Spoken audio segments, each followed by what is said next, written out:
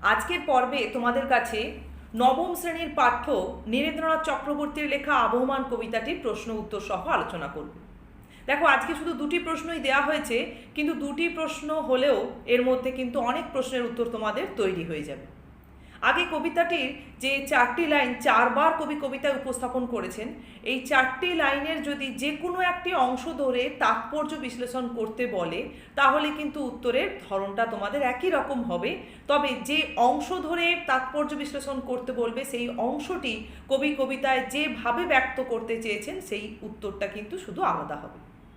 যেমন আজকে প্রথম প্রশ্নটি দেখো, যা গিয়ে ওই উঠোনে তোর দাঁড়া, প্রসঙ্গ উল্লেখ করে উদ্ধৃতিটির তাৎপর্য বুঝিয়ে দাও।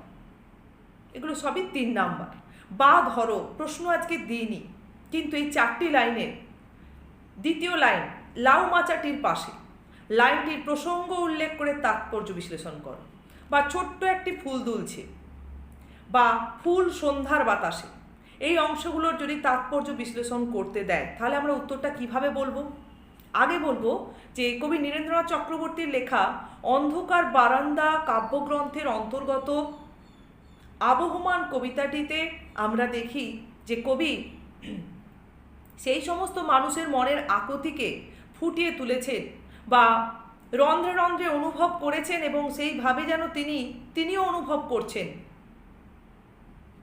কবিতায় তিনি যেভাবে সেই বিষয়টিকে ব্যক্ত করেছেন, তা কিন্তু আমাদের ভাবতে বাধ্য করে যে গ্রাম ছাড়া সেই সমস্ত মানুষ যারা তাদের শৈশব বা জীবনের একটা অংশ গ্রামের বা পল্লী প্রকৃতির আঙিনায় কাটিয়ে গিয়েছিল, তারা তাদের নাগরিক সুখভোগের জন্য হোক বা কর্মসংস্থানের জন্য হোক বা যে কোনো প্রয়োজনেই হোক, যখন গ্রাম ছাড়া হয়েছে, তখন তাদের মনের মধ্যে একটা প্রবল আকুতি, একটা দীর্ঘ সময় অতিক্রম হওয়ার পরে প্রবল আকুতি বা একটা সব সময়ের জন্য একটা আকাঙ্ক্ষা কাজ করে চলেছে, কখন তারা তাদের সেই শৈশবের ভিটেমাটি বা তাদের জন্মভূমিতে ফিরে আসতে পারবে। সেই আকুতিকে মেনে নেওয়ার জন্য বা সেই আকাঙ্ক্ষাকে পূর্ণতা প্রদানের জন্যই কিন্তু কবি কবিতার এই লাইনের উপস্থাপনা করেছেন। এ কারণেই কবি সেই সমস্ত মানুষকে আবার ফিরে আসার জন্য আহ্বান জানিয়েই তাদের উঠোনে গিয়ে দাঁড়ানোর কথা বলছেন। এখানে উঠোন শব্দটি বলতে আমরা যেটা আবিধানিক অর্থে বুঝি, আমাদের বাড়ির সংলগ্ন বা সম্মুখবর্তী উন্মুক্ত প্রাঙ্গণ। এখানে মূলত উঠোন বলতে কবি গ্রামের সেই মানুষগুলো যারা গ্রাম ছেড়ে নানান কারণে অন্যত্র যাত্রা করেছে, তাদের জন্মস্থান বা ভিটেমাটিকেই কবি বুঝিয়েছেন। ব্যাস, এটা গেল যদি প্রথম লাইনটা ধরে প্রশ্ন থাকে, যেটা আমি দিয়েছি। এরপর ধরো ওই লাউ মাচাটির পাশে, এই লাইনটা ধরে তাৎপর্য বিশ্লেষণ দিয়েছে। তাহলে লাউ মাচাটির প্রসঙ্গ তোমাকে ব্যাখ্যা করতে হবে। তাহলে পুরো উত্তরটা যেমন শুরু থেকে বললে সেভাবেই বলবে। যেখান থেকে শুরু করলাম উঠোন কথাটির আবিধানিক অর্থ, সেইখান থেকেই আসবে লাউ মাচাটির প্রসঙ্গ। তাহলে লাউ মাচাটি বলতে এখানে পল্লী প্রকৃতির একটা খুব সহজলভ্য স্বাচ্ছন্দ্য বা সম্পদকে বোঝানো হয়েছে।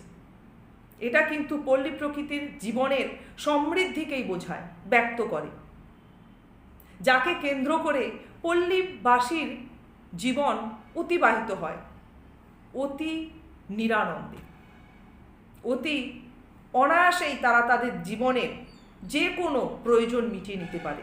এটাই কিন্তু ব্যক্ত করা হচ্ছে লাউ মাচাটির পাশের কথার মধ্য দিয়ে।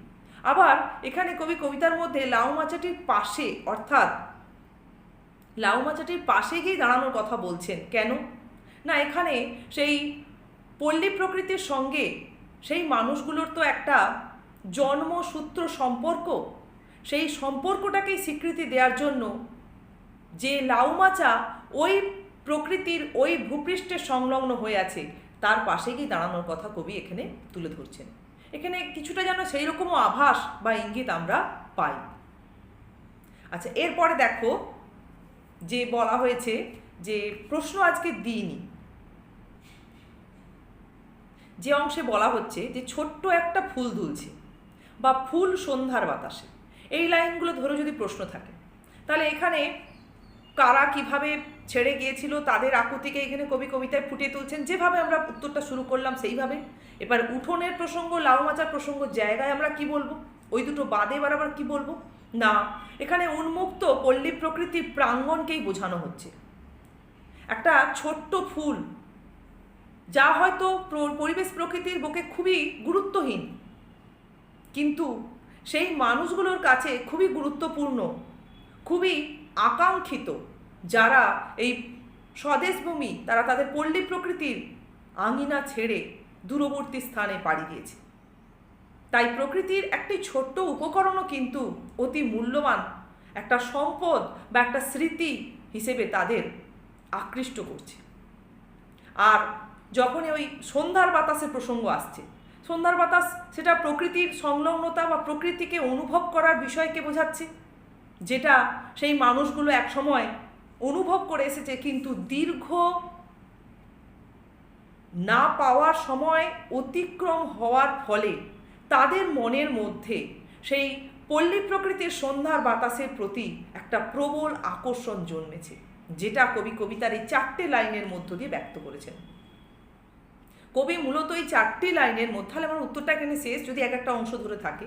এবার এই 4টি লাইনের যে একসঙ্গে প্রাসঙ্গিকতা, সেখানে আমরা কি বলবো না, কবি মূলত সেই মানুষগুলোর মনে তাদের জন্মভূমি বা তাদের ভিটেমাটির প্রতি আকর্ষণ, তাকে স্বীকৃতি দেওয়ার জন্য, তাদের মনের আকাঙ্ক্ষাকে পূর্ণতা প্রদানের জন্য উঠোনে গিয়ে দাঁড়ানোর কথা বলছেন, লাউ মাচার পাশে গিয়ে দাঁড়ানোর কথা বলছেন, পল্লী প্রকৃতির বুকে এক সামান্য প্রকৃতির একটি উপকরণ, ছোট্ট একটি ফুল বা সন্ধ্যার বাতাস, এগুলোকে পুনরায় আস্বাদনের জন্য, দর্শনের জন্য কবি এই 4টি লাইনের উপস্থাপনা করছেন বারে বারে কবিতার মধ্যে।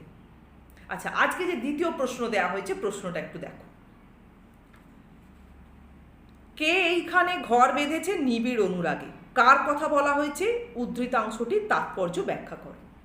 তাহলে দেখো, এই প্রশ্নটি শুধু দেওয়া হয়েছে, মানে এই লাইনটি ধরে যে প্রশ্ন দেওয়া হয়েছে, তোমরা টেক্সট পোর্শনের এই স্তবকটা একটু লক্ষ্য করো, যে এই স্তবকের দ্বিতীয় লাইন ধরে আমি প্রশ্নটা দিলাম, কিন্তু যদি আর বাদবাকি 3টে লাইন, কে এইখানে এসেছিল অনেক বছর আগে, এই লাইনটি, বা কে এইখানে হারিয়ে গিয়েও আবার ফিরে আসে, বা এই মাটিকে এই হাওয়াকে আবার ভালোবেসে, এই পরপর এই স্তবকের পরপর 4টি লাইনের যে কোনো লাইন ধরে যদি প্রশ্ন এসে তাৎপর্য বিশ্লেষণ করতে বলে, তাহলে তার উত্তরটা কিন্তু তোমরা একইভাবে ব্যক্ত করতে পারবে।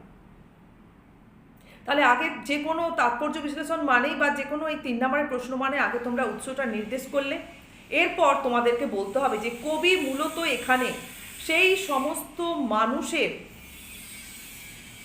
যারা পল্লী প্রকৃতি ছেড়ে নাগরিক সুখভোগ বা কর্মসংস্থান বা যে কোনো প্রয়োজনেই হোক অন্যত্র পাড়ি দিয়েছেন, এবং যাদের মনের মধ্যে তাদের সেই পল্লী প্রকৃতির প্রতি প্রবল আকর্ষণ বা তার কাছে ফিরে যাওয়ার আকুতি জাগ্রত হয়েছে, কবি তাদেরকে উদ্দেশ্য করে কিন্তু এই আহ্বান জানিয়েছেন, বা তাদেরকে উদ্দেশ্য করেই কবিতায় আহ্বান জানাচ্ছেন এবং তাদের উদ্দেশ্যে এই কথা বলছেন। তারাই একসময় এই পল্লী প্রকৃতির বুকে এসে নিবিড় অনুরাগে তাদের বাসস্থান গড়ে তুলেছিলেন। তারাই এই পল্লী প্রকৃতির বুকে একটা সময় পর্যন্ত তাদের শৈশব কৈশোর অতিবাহিত করে গেছেন। তারা তাদের ভালোবাসা, ভালো লাগা, নানান অনুভূতি দিয়ে এই পল্লী প্রকৃতির একটা চিত্র বা একটা রূপ মনের মধ্যে গড়ে তুলেছিলেন। এটা কবি কবিতায় ব্যক্ত করে তাদের মনের মধ্যে যে ইচ্ছে বা আকাঙ্ক্ষা, সেই সমস্ত মানুষগুলোর মধ্যে পল্লী প্রকৃতির প্রতি যে আকর্ষণটা যে জাগ্রত হয়েছিল, তাকে আরও প্রবল করে তুলতে চেয়েছে। আসলে কবি এখানে নিজেই অনুভব করছেন তাদের অনুভূতি, নিজেই যেন সেই পল্লী প্রকৃতির প্রতি এক প্রবল আকর্ষণ অনুভব করছেন। তাই মনে প্রাণে যেন তিনি চাইছেন যে সেই মানুষগুলো যেন আবার তাদের জন্মভূমি বা সেই ভিটেমাটি বা পল্লী প্রকৃতির যে নিবিড় বা নির্মল একটা সৌন্দর্যের প্রেক্ষাপট, অতি সাধারণ যে একটা প্রেক্ষাপট, তার মধ্যে ফিরে আসে। তাহলেই তাদের আকাঙ্ক্ষাও পূর্ণতা প্রাপ্ত হবে এবং সেই পল্লী প্রকৃতির যে স্থান তাদের পল্লীবাসীর অবর্তমানে শূন্য রয়েছে, সেই স্থানও কিন্তু পূর্ণতা লাভ করবে। তাহলে এভাবেই কবি কবিতায় সেই সমস্ত মানুষগুলোর নিবিড় অনুরাগের কাহিনী ব্যক্ত করেছেন, যেখানে তারা পল্লী প্রকৃতিতে তাদের বাসস্থান গড়ে তুলেছিলেন। তাহলে এভাবে আজকে আমরা প্রশ্নগুলোর উত্তর আলোচনা করলাম। দেখো, কবিতার মধ্যে 4 বার যে 4টি লাইন তিনি উল্লেখ করেছেন, সেই অংশগুলোর উত্তর কিন্তু তৈরি হয়ে গেল। এরপর বাকি থাকলো শুধুমাত্র মাঝখানের পরের পাতার 2টি স্তবক। আজকে তোমরা এতটাই অনুশীলন করো।